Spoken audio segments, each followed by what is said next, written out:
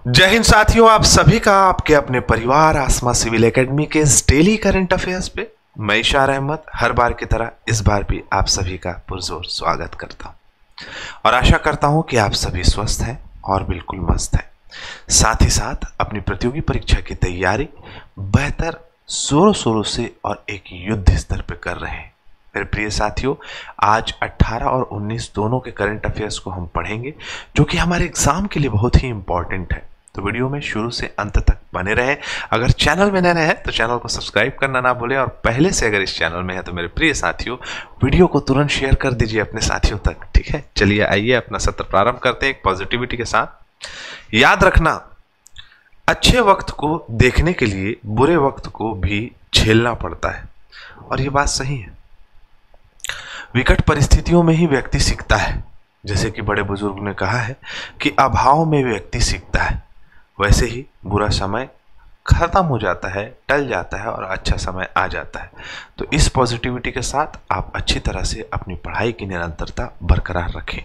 ठीक है, चलिए आइए। हाल ही में किस राज्य सरकार ने बहुपत्नी विवाह को दंडनीय अपराध घोषित करने के लिए विधेयक को मंजूरी दे दी है? वो है असम सरकार। असम सरकार में जनजाति वर्ग को छोड़ के बाकी जितने भी लोग हैं, चाहे वो एससी हो, चाहे वो ओबीसी हो, चाहे वो जनरल हो, इन सभी कास्ट में ये नियम लागू कर दिया गया है कि एक से ज़्यादा विवाह नहीं कर सकता कोई पुरुष। ठीक है, लेकिन जनजाति वर्ग जो है वो बहुपत्नी विवाह कर सकते हैं। ठीक है, जनजाति वर्गों में बहुपत्नी विवाह भी जो है प्रचलित है ना। चलो, ज्योग्राफी की क्लासेस में आप देख सकते हैं, है ना। चलो, बुद्ध की खड़ी प्रतिमा निम्न में से किस काल में बनाई गई थी? तो कुषाण वंश के शासन काल में भारत के उत्तर पश्चिमी क्षेत्र में, बेसिकली ये कुषाण काल में गांधार और मथुरा कला शैल के तहत बुद्ध की बोधिसत्वों की बहुसंख्यक मूर्तियों का जो है आपका बैठी और कड़ी लिखाए हुए हैं, इसको खड़ी कर लीजिएगा, का निर्माण हुआ, जिसमें से मैक्सिमम ज्यादातर मूर्तियां जो है वो गांधार कला शैली की है, जो खड़ी मूर्ति है। वीएस अग्रवाल ने कहा है कि सर्वप्रथम मथुरा में ही बुद्ध मूर्तियां का निर्माण किया गया था, लेकिन वेंगसांग बोलते हैं कि इस कौशाम्बी में बनी थी सबसे पहली मूर्ति। तो बहुत मतभेद है इसमें, लेकिन हम ये जाने कि खड़ी प्रतिमा जो रही है वो कुषाण काल में बनी है बुद्ध की। राष्ट्रीय प्राकृतिक चिकित्सा दिवस मनाया जाता है हर साल 18 नवंबर को। और किस लिए मनाया जाता है? तो 18 नवंबर 1945 में प्राकृतिक चिकित्सा के आजीवन अध्यक्ष बनाए गए थे महात्मा गांधी जी, और भारत सरकार इस दिवस को मनाना स्टार्ट किया है। कब से? तो भारत सरकार इस दिवस को मनाना स्टार्ट किया है 2018 से, आयुष मंत्रालय के द्वारा। अब प्राकृतिक चिकित्सा है क्या? मतलब कि कोई ऐसी रासायनिक दवाओं को उपयोग में ना लाना जो रसायन से बना हो, और प्राकृतिक चीजें जैसे कि सर्दी हो गई तो अदरक का रस निकाले, उसमें शहद मिलाए और शहद मिला के उसको पी लिए, सर्दी ठीक हो गई। वैसे ही शरीर में इन्फ्लेमेशन हो रहा है, कहीं किसी चीज का रिसाव हो रहा है, ये मेरे आँख के पास क्यों घूम रहा है, नहा के आया हूं भाई, हट जा। तो अरे भग गया। ठीक है, फिर आगे, अब भग गया। ठीक है चलो, तो प्राकृतिक शरीर में किसी प्रकार का रिसाव हो रहा है, यहाँ पर रुका था मैं, तो हल्दी दूध पी लिए, जिससे कि शरीर का जो दर्द है वो दूर हो जाता है, हाथ पैर के जोड़ के दर्द जो है वो ठीक हो जाते हैं। ऐसे न जाने कितनी जो प्राकृतिक इलाज है वो दादी माँ के नुस्खे रहे हैं हमारे घर के। साथ ही साथ हमारी जो जननी है, हमारी माता है, उन्होंने भी इस प्रकार की दवाओं का सेवन हमें कराया है, और वो दवाएं जो प्राकृतिक रूप से बनाए जा सकते हैं, सर्थियन होते हैं। आशा करता हूँ मेरी बातें आप लोगों को समझ में आ गई होगी। ठीक है, चलो सीधा सीधा कह रहे हैं, इस दिवस का उद्देश्य यह है कि वैज्ञानिक अनुसंधान और प्राकृतिक चिकित्सा को बढ़ावा दिया जाना चाहिए, है ना, लोगों की भलाई के लिए। अब लोगों का भलाई होगा, इलाज होगा तो ठीक है, लिखने की क्या जरूरत थी। हाल ही में हैदराबाद में आयोजित रामोजी उत्कृष्टता पुरस्कार समारोह में किस युवा को युवा आइकॉन पुरस्कार से सम्मानित किया गया है। रतन टाटा नहीं है, श्रीकांत, हाँ श्रीकांत बुल्ला, ये दिख रहे हैं सामने में, श्रीकांत बुल्ला। ये एक युवा उद्यमी है, इंटरप्रेनर है, जो कि बोलेंट इंडस्ट्री के संस्थापक है और MIT के स्टूडेंट भी रह चुके हैं। श्रीकांत बोला यूथ आइकॉन अवार्ड दिया गया है, साथ ही साथ बहुत सारे लोगों को भी सम्मानित किया गया है, जैसे कि Sathupathi Prasanna art and culture excellence award दिया गया है इन्हें। याद रखिएगा, हैदराबाद में रामोजी उत्कृष्टता पुरस्कार दिया जाता है।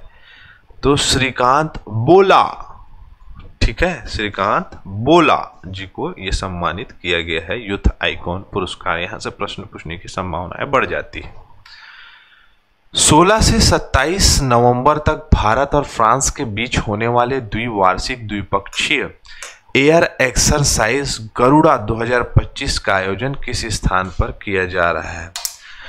तो मैं बताऊं, मॉन्ट डे मार्सन एयर बेस, जो कि कहाँ है, फ्रांस में है, यहाँ आयोजित किया जा रहा है। हमारे यहाँ से जाएगा सुखोई और फ्रांस से आएगा राफेल। इसमें विमान शामिल होंगे। इंडियन एयर फोर्स इसमें पार्टिसिपेट करेगा, उसके साथ पार्टिसिपेट करेगा French air and space force. ठीक है, तो एक बहुत ही बेहतरीन युद्धाभ्यास हो गए 16 से 27 नवंबर। इंटर ऑपरेबिलिटी है ना, यानी पारस्परिक संगतता करेंगे इसमें। हवाई युद्धाभ्यास होगा। हाई इंटेंसिटी मिशन प्लानिंग होगा इसमें। ठीक है, हवाई ईंधन भराई होगी। सामरिक प्रशिक्षण और संयुक्त मिशन अभ्यास होगा। एक्चुअली हंसे हम लोग इसलिए कि अधिकतर युद्धाभ्यास में इसी प्रकार की चीज़ों को लिखा जाता है, तो आप इसे याद रख लेंगे तो बेहतर होगा। वायुसेना का जो स्थापना है 26 जनवरी 1950 में हुआ है, नई दिल्ली में मुख्यालय है। स्पर्शम दीप्तम इसका मुख्य आदर्श वाक्य है। ठीक है, ये पता होना चाहिए। अगला प्रश्न है, कौन सा राज्य साइबर धोखाधड़ी कॉलों पर 100% पूर्ण प्रतिक्रिया दर्ज करने वाला पहला भारतीय राज्य बन गया है? तो आप लोग यहाँ घूमने भी जा सकते हो। गोवा एक ऐसा राज्य बन चुका है जो कि बेसिकली जितने भी साइबर धोखाधड़ी होते हैं, साइबर धोखाधड़ी, आपके मोबाइल में कॉल आते रहता होगा कि आपको लोन के लिए सेलेक्ट किया गया है, या आपका लॉटरी लगा है, या आप कार जीत गए हैं, मोबाइल जीत गए हैं, XYZ बहुत सारी बातें करके वो लुभाते हैं साइबर क्राइम वाले। तो वो साइबर क्राइम वाले कॉल्स गोवा की जनता के पास पहुंचने ही नहीं देता है। इनका सर्वर, गोवा का जो साइबर लॉबी है वो 5000 से अधिक कॉल प्राप्त किया है ना, 581 शिकायत दर्ज किया है, और 100% प्रतिक्रिया करने वाला, मतलब कोई भी धोखाधड़ी करने का प्रयास किया मतलब उसको धर दबोच लेते हैं। ठीक है, तो यहाँ से आप समझिएगा। हाल ही में ओडिशा के किन दो बीचों को 2025-26 के लिए ब्लू फ्लैग मिला है? पहला नंबर है सूनापुर और दूसरा है पुरी। ठीक है, सूनापुर और पुरी। यहाँ के पुरी गोल्डन बीच है ना, पुरी बीच वाला पुरी बीच नहीं, पुरी गोल्डन बीच होगा उसका पूरा नाम। तो सूनापुर बीच लगातार तीसरी बार पाया है और पूरी गोल्डन बीच 7वीं बार इस अवार्ड को पाया है। किसके द्वारा दिया जाता है ब्लू फ्लैग सर्टिफिकेशन? तो फाउंडेशन फॉर एनवायरमेंटल एजुकेशन मतलब FEE के द्वारा। पूरे भारत देश में 13 बीचों को ब्लू फ्लैग मिल चुका है, आपके बाजू में दिखाई दे रहा है। इसका PDF जो है हमारे टेलीग्राम चैनल में मिल जाएगा। ठीक है, ब्लू फ्लैग सर्टिफिकेशन क्या होता है? तो ये एक अंतर्राष्ट्रीय इको लेबल है जो उन समुद्री तटों और पर्यटन स्थलों को दिया जाता है जो पर्यावरण सुरक्षा के मानकों का पालन करते हैं। ठीक है, साफ सुथरा स्वच्छ समृद्ध रहे उसको दिया जाता है ब्लू फ्लैग। आगे बढ़े, चलो। भारत 24 नवंबर 2025 को एक उथले पानी में पनडुब्बी रोधी युद्धपोत को तैनात करने की योजना बना रहा है। इस पनडुब्बी रोधी का युद्धपोत का नाम क्या है? युद्धपोत पनडुब्बी का नाम है माहे। क्या नाम है? पनडुब्बी होता है, मैं थोड़ा लोकल लैंग्वेज में बोला पनडुब्बी, तो माहे नाम है इसका। स्वदेशी निर्मित है, माहे नाम है इसका। कोचीन शिपयार्ड लिमिटेड द्वारा बनाया गया है। जल अवतरण 24 नवंबर मुंबई में होगा। हथियार इसमें है टॉर्पीडो, ASW रॉकेट, आधुनिक रडार, सोनार है इसमें। स्वदेशी सामग्री इसमें 80% लगी है। पुडुचेरी के माहे पर आधारित इसका नाम रखा गया है। उर्मी प्रतीक चिन्ह है और इसका वो क्या है, थीम क्या है? तो साइलेंट हंटर्स इसका क्या नाम है? इसका आदर्श वाक्य है, इसका टैगलाइन है। ठीक है, बहुत ही शार्प हो गई है, हमारी भारतीय जल सेना को काफी सुरक्षा प्रदान करेगा। राष्ट्रीय सुरक्षा के लिए स्मार्ट तकनीकी समाधान विकसित करने के हेतु किस विश्वविद्यालय और DRDO के बीच समझौता हुआ है? गति शक्ति विश्वविद्यालय बड़ोदरा गुजरात के द्वारा सहयोग ज्ञापन शामिल किया गया है, जिसमें DRDO defence research and development organisation के द्वारा और यहाँ के छात्रों के द्वारा, यहाँ के प्रोफेसर्स के द्वारा अत्याधुनिक तकनीकों के माध्यम से भारत सरकार को योगदान प्रदान करना, जिससे अन्य जो यंत्र हैं, जो नई तकनीक है, जो नई प्रणालियां हैं, artificial intelligence, IT, information technology और इन सभी प्रौद्योगिकियों को एक साथ मिलाकर ये कार्य करने जा रहे हैं। ठीक है, ठीक है, सब लिखाया हुआ। रक्षा विज्ञान रणनीति ऑपरेशन से संबंधित अध्ययन को बढ़ावा देना। ठीक है, रक्षा अनुसंधान विकास संगठन 1958 में इसका स्थापना हुआ है। ललित कला संग्रहालय, कॉमा क्यों लग गया भाई? इटली शास्त्र मार्केनोमी एंड इनोवेना लाइफ टाइम अचीवमेंट अवार्ड 2025 किसे सम्मानित किया गया है? अच्छा, इनका नाम है सोनाली S जीत अयंगर। आओ, मे बी हाँ, मुंबई में हुआ था, मुंबई में ना। अवार्ड समारोह जो है मुंबई के इंडियन मर्चेंट चेंबर में आयोजित हुआ था। अब ये जो बड़ा चौड़ा नाम दिख रहा है, एटल शास्त्र मार्केनोमी एंड इनोवेना लाइफ टाइम अचीवमेंट अवार्ड, कला, मूर्ति कला और कला संरक्षण के में बहुमूल्य योगदान के लिए दिया जाता है। वो दिख रही है महिला आपको, है ना, तैयार होके बैठी हैं, कला के क्षेत्र में बहुत ही ज्यादा परिपूर्ण है, तो उन्हें दिया गया है। CSMT मुंबई पर स्थित मूर्ति विरासत संरक्षण का उत्कृष्ट उदाहरण माना जाता है। जो मुंबई रेलवे स्टेशन है CSMT, ये मूर्ति दिखाई दे रही है, इसे संरक्षित करके रखा गया है। ठीक है, नहीं तो वेदरिंग से खराब हो जाता। 2025 की शुरुआत में आर्टिस्ट ऑफ द ईयर का सम्मान भी इन्हें ही मिला था। तो कला से सुसज्जित ये महिला अयंगर जी कला और संस्कृति के क्षेत्र में, मूर्तिकला के क्षेत्र में, संरक्षण के क्षेत्र में कार्य करती हैं। ठीक है, चलो। दुबई में शाहरुख खान के नाम पर बनाए जा रहे हैं, क्या बनाए जा रहे हैं? Premium commercial tower. The Shahrukh Khan height नहीं है, शाहरुख बाय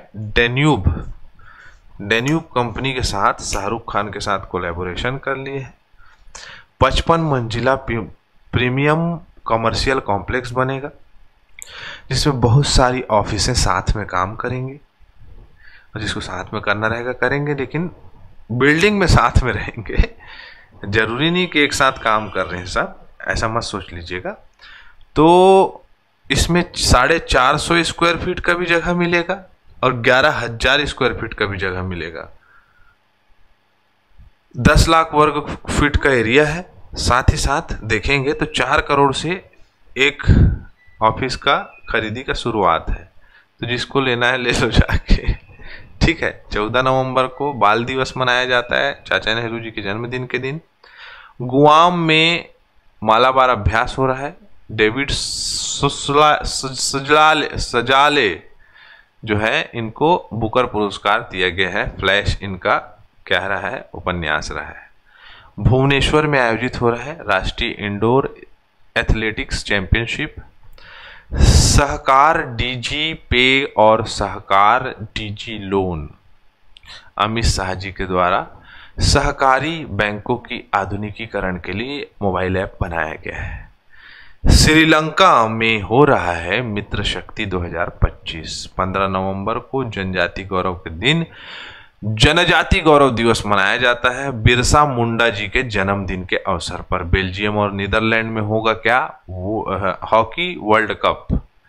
पंजाब में भारत नेट के माध्यम से लोगों को इंटरनेट कनेक्टिविटी से जोड़ा जा रहा है। सरंडा वन्यजीव अभ्यारण्य को अब जाना जाएगा गेम सेंचुरी के नाम से। मैन पोर्टेबल स्वायत्त जलमग्न वाहन के माध्यम से डीआरडीओ जो है समुद्र के अंदर बारूदी सुरंगों को खोज निकालेगी। बिहार विधानसभा चुनाव में बीजेपी की पहली जेंजी विधायक कौन है बताओ? मस्त गाती है ये, आएगी री नंदिनी नंदिती वेदिनी, ऐसे करके बहुत मस्त गाती, मैं सुनता हूँ इनको। हाँ, साहू जी ऐसा नहीं। महायान बौद्ध धर्म में बोधिसत्व अवलोकितेश्वर को और किस अन्य नाम से जाना जाता है? चलो बताओ। हमारा सत्र यहाँ कंप्लीट होता है। मैं इसी के साथ इजाजत चाहूंगा। जय हिंद, जय जोहार, थैंक यू।